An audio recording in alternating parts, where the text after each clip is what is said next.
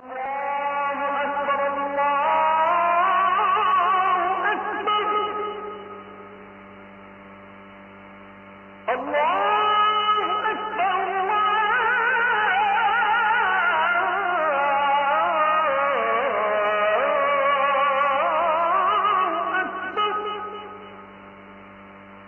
হক, বান্দার হক হচ্ছে ছয়টা। নাম্বার 1 হচ্ছে আল্লাহর পর মাতা পিতার হক। কার হক বলেন তো? মাতা পিতার হক। বাপ মার খেদমত করা সন্তানের জন্য কি? আস্তে কয়, আরো জোরে বলেন। বাপ মাকে ভাত দেয় না এমন সন্তান তো কামারখন্দে নাই, গোটা সিরাজগঞ্জে নাই? আছে? R15 নে ঘরে বাপ মা না খেয়ে থাকে, ওই আতিবাতি নেতার পিছনে সারাদিন কাটায়, বাপ মাকে ভাত দেয় না। আছে না নাই? জাহান্নাম যেতে হবে। নাম্বার 2 হলো অধিকার আদায়, আমানত রক্ষা করা। সম্মানিত ভাইয়েরা, আপনি একটা চোরকে চেয়ারে বসায় দিলেন, ও চুরি করবে, সেই চুরির গুণ আপনার আমলনামায় চলে যাবে। আমার কথা কি বুঝতেছেন ভাই? তাহলে চোরকে চেয়ারে বসাবো না আল্লাহওয়ালাকে বসাবো? চোরকে নাতে বানানোর দিন শেষ।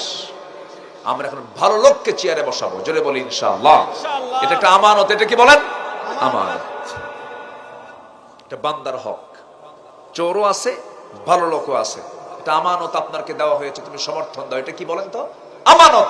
আপনি চোরকে দিবেন, ভালো লোককে দিবেন, নচেত এটার জন্য জবাব দিতে হবে কার আদালতে? আপনি ওই ভালো লোকের হক আপনি নষ্ট করে ফেলেছেন। নাম্বার 3 হলো গীবত, পরনিন্দা, পরচর্চা করা যাবে না, বান্দার হক নষ্ট হয়ে যাবে। নাম্বার 4 অপরের সম্পদ অন্যায়ভাবে গ্রাস করা যাবে না, হক নষ্ট হয়ে যাবে। নাম্বার 5 হলো দান সদকা, অভাবীদের সাহায্য করব, এটা বান্দার হক। নাম্বার 6 হলো ন্যায় বিচার প্রতিষ্ঠা করা, বান্দার হক। সঠিক বিচার করবেন আপনি। সঠিক বিচার যদি না করতে পারেন, বড় পরীক্ষার সম্মুখীন হতে হবে। ইনসাফ কায়েম করতে হবে, আদালত কায়েম করতে হবে। ছোট্ট একটা ইতিহাস মনে পড়লো আমার, ওমরে ফারুকের নামটা মনে হলো। ওমরে ফারুক রাদিয়াল্লাহু তাআলা এক বোতল মধু এক বোতল মধু তিনি রাষ্ট্র থেকে নিয়ে এসেছেন। সেই মধুর বোতলে 5 জন পরিবারের মধু আছে। কয় পরিবারের বলেন? 5 পরিবারের। একটা হচ্ছে তার মধ্যে তার একটা পরিবার, বাকি 4টা পরিবার। 5টা ভাগ করতে হবে মধুর বোতলকে। বউকে বলছেন, বউ আমার মধুর বোতলটা ভাগ করো। মধুটাকে 5 ভাগে ভাগ করে 1 ভাগ আমরা নেব, বাকি 4 ভাগ প্রতিবেশী পেয়ে যাবে। মধুর বোতল বউয়ের হাতে হ্যান্ড ওভার করার পরপরই বলছেন, বউ রে, আমি তোমাকে ভাগ করতে দেব না, আমি তোমাকে ভাগ করতে দেব না।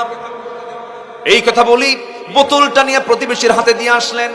5 ভাগ করতে বললেন, 1 ভাগ তিনি নিয়ে আসলেন, তার ভাগের অংশটুকু নিয়ে এসে বউয়ের হাতে দিয়ে বলছেন, বউ আমার সন্দেহ করো না, আমি তোমাকে দারুণ ভালোবাসি, আমি তোমাকে সন্দেহ করে নাই, কিন্তু আমি তোমাকে মধুভাগের দায়িত্ব দিয়ে আবার তোমার কাছ থেকে নিয়ে নেওয়ার কারণ হলো, মধু হলো তরল জিনিস।